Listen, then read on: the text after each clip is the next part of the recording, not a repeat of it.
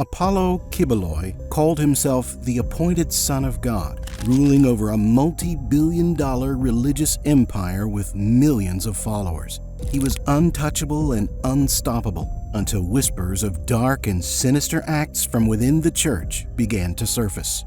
Then, one accusation turned into a federal investigation, and the man who claimed to control the universe found himself on the run. But what really brought down the kingdom? And how deep does the truth go? How did a self-proclaimed prophet amass immense power? And what was the mistake that finally exposed him? Chapter 1. The Rise of a Self-Proclaimed Messiah.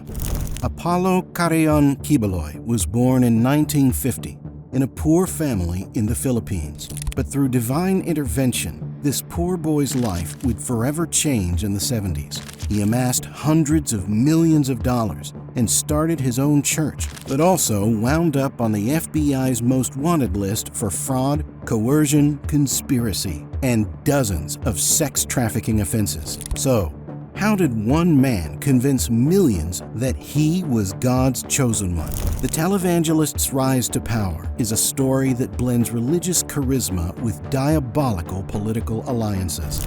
And it all began in the 1970s, when he claimed to have received a divine vision while praying on Mount Kitbog in the Philippines. According to him, this was no ordinary spiritual moment. He said God personally appointed him as the appointed Son of God, the chosen one to lead humanity to salvation.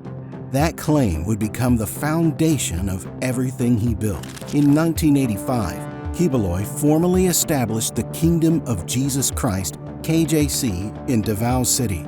What started as a small prayer group with about 15 members quickly grew into something much bigger. His teachings were bold. He told followers that he was the only path to salvation, and he positioned himself as a divine figure with unparalleled spiritual authority. For many people searching for answers, his confidence and promises of a better future were incredibly compelling. Throughout the 1990s, Kibbeloy expanded his reach by embracing media. He launched Sunshine Media Network International, a television and radio empire dedicated to broadcasting his sermons across the Philippines and beyond. This media presence allowed him to spread his message globally and draw in even more followers. At the same time, he established a sprawling compound in Davao City, his so-called New Jerusalem, which became the headquarters of his ever-growing kingdom. Do you know what this means? Apollo's influence wasn't limited only to religion. In the early 2000s, Kibbeloy built a close relationship with Rodrigo Duterte, who was then the mayor of Davao City. Their alliance was mutually beneficial. Kibbeloy provided political endorsements and media support, while Duterte's local power gave KJC more protection and credibility. This relationship paid off handsomely when Duterte became the president of the Philippines in 2016, further elevating Kibbeloy's profile. But with this great power came scrutiny.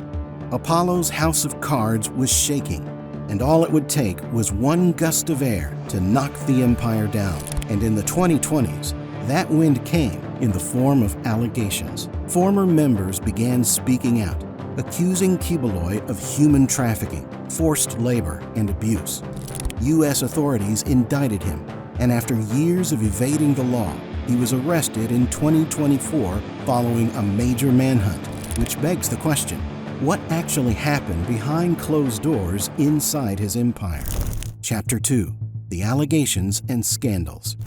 Kibbeloy's first major legal trouble came in 2021 when a U.S. federal grand jury indicted him and several of his top church officials. The charges were serious. He was accused of running a sex trafficking operation that allegedly exploited girls and young women. According to the indictment, these women were groomed and coerced into performing sexual acts with Kibbeloy. What made the accusations even more chilling was the claim that he used spiritual manipulation, warning his victims that refusing him would lead to eternal damnation. But the problems for Kibbeloy didn't start there. A year earlier, in 2020, U.S. authorities had already been investigating the church for labor trafficking. It was revealed that KOJC members were allegedly being brought to the United States under false pretenses, using fraudulent visas. Once they arrived, they were forced to work long hours soliciting donations for a fake charity. Instead of supporting humanitarian causes, those funds reportedly financed smashing that like button, just like you should if you haven't done so already. But no, in all seriousness, that money paid for the extravagant lifestyles of Kibbeloy and his inner circle. These revelations shattered the image Kibbeloy had carefully built over decades. For years, he had presented himself as a divine figure with millions of followers, particularly in the Philippines, where he wielded significant political and social influence. His empire included not only his religious organization, but also businesses and media ventures that extended his reach. However, the trafficking allegations marked the beginning of a steep downfall. The legal pressure only grew after those initial charges. U.S. prosecutors pursued further investigations, while in the Philippines, Kibbeloy faced mounting public backlash. Former members of his church began to come forward, sharing harrowing stories of abuse and manipulation. What once seemed like an unshakable religious empire started to crumble under the weight of these accusations, exposing the darker side of the man who claimed to be God's chosen one. One of the most disturbing accusations against Apollo Quiboloy involves human trafficking and sexual abuse. According to U.S. authorities and former church members, young women and girls were recruited into the kingdom of Jesus Christ under the promise of serving a religious mission. But once inside, some of them allegedly became trapped in a much darker reality. Prosecutors claim that Kibbeloy had a system in place where women, some as young as minors, were forced to perform sexual acts with him. And the way he kept them under control? Fear. They were told that if they refused, they would face eternal damnation. Imagine being so spiritually manipulated that you believe saying no to a man could condemn your soul forever. Beyond the sexual abuse, there are also reports of forced labor. Church members were allegedly made to work without pay, and some were even trafficked to the U.S. on fraudulent visas. Their main job? Collecting donations for a supposed children's charity. But those donations didn't go to the poor. They reportedly funded Kibbeloy's lavish lifestyle, which included private jets and luxury properties. It's the chilling example of spiritual power being weaponized for personal gain. Speaking of luxury, Kibbeloy's empire wasn't built on prayers alone. A huge chunk of his wealth allegedly came from a sophisticated system of financial fraud. For years, church members were pressured, some would say forced, to hand over a significant portion of their income through tithes and donations. But the most alarming part? Many of them were sent to the U.S. under fake visas and made to work tirelessly raising money. These members would stand outside stores and airports, asking for donations to the Children's Joy Foundation. On the surface, it looked like a charitable effort to help underprivileged kids. In reality, prosecutors argue the money was funneled back into the church to maintain Kibbeloy's opulent lifestyle. Reports suggest this operation raked in millions of dollars, while the people doing the work lived under strict control and constant fear of punishment if they didn't meet fundraising quotas. Former members have described being monitored closely and subjected to harsh physical and emotional discipline if they didn't comply. This wasn't just a church, it was a financial machine built on the backs of people who believed they were serving God while unknowingly enriching their leader. But Kibbeloy's ambitions didn't stop at building a religious empire. He allegedly wanted political influence too.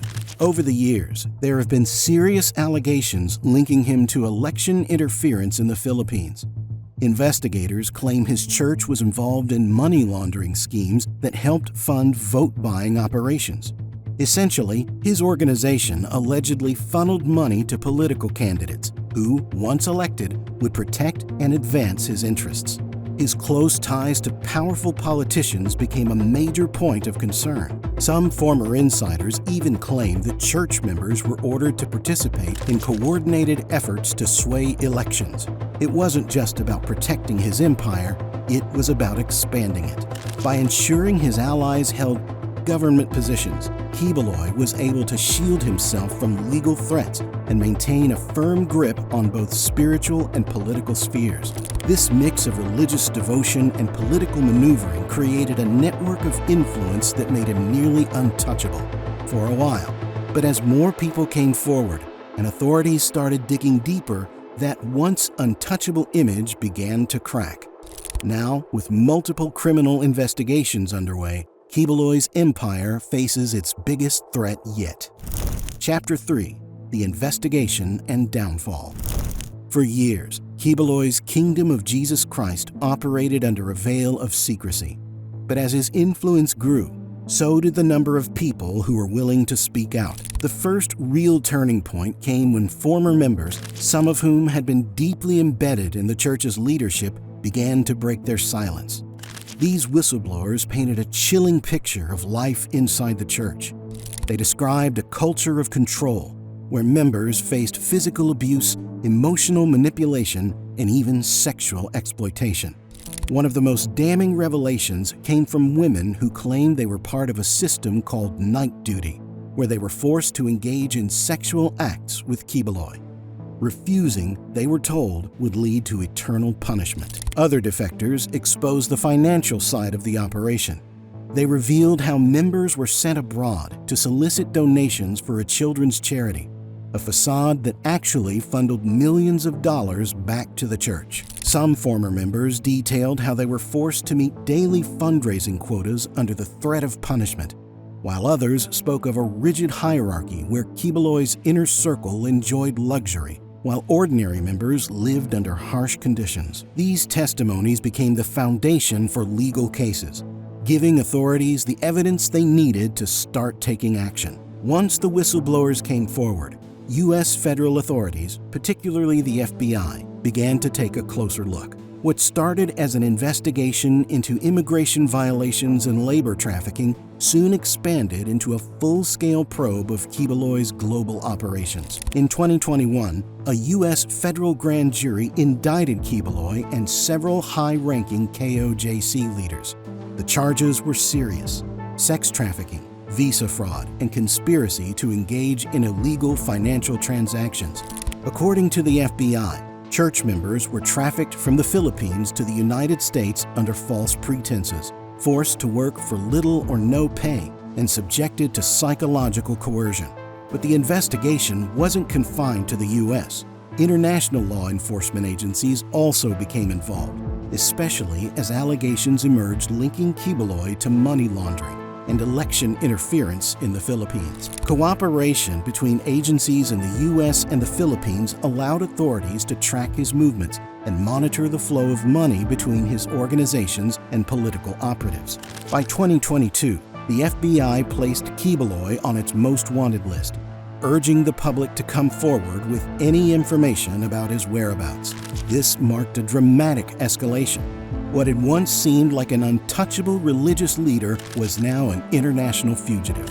Once the legal machinery kicked into high gear, the effects on Kibbeloy's empire were swift and severe.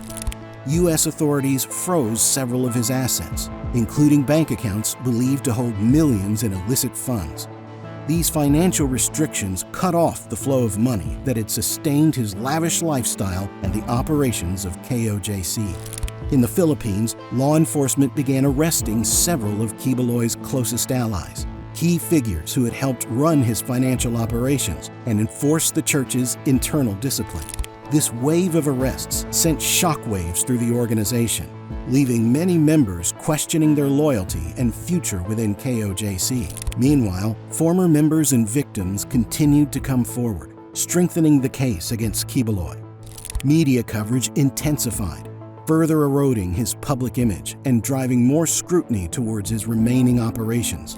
Even some of his former political allies began to distance themselves as the investigations mounted. As the legal pressure grew, cracks within the church itself started to show. Longtime followers began leaving, and public worship events, once grand spectacles, became less frequent and less attended. With his assets frozen, key allies arrested, and international authorities closing in, the once mighty kingdom of Jesus Christ began to crumble under the weight of its own dark secrets. While Kibbeloy remains defiant, the empire he built over decades is now in free fall, and it's only a matter of time before justice catches up. Chapter 4. The moment that exposed everything. Apollo Quiboloy's downfall didn't happen overnight. It was the result of years of unchecked power finally catching up to him. For a long time, his influence kept people silent, but eventually, former members and insiders began to speak out. These weren't just vague accusations, they came with solid evidence. Some of the people stepping forward had been part of his inner circle, and they shared detailed accounts of his abuse, forced labor, and financial misconduct. Their testimonies revealed how members were trafficked, manipulated, and in some cases, sexually exploited under the threat of spiritual punishment. What really accelerated his collapse, though, was the financial evidence. U.S. investigators uncovered a massive money laundering scheme disguised as charity work. Members were sent abroad to raise money for poor children, but much of that cash ended up funding Kibbeloy's lavish lifestyle. Private jets, luxury homes, and more. Once authorities connected the dots, the legal case became undeniable. After years of evading justice, the walls are finally closing in. But the biggest question remains: will Apollo ever be held accountable, or will he escape once again?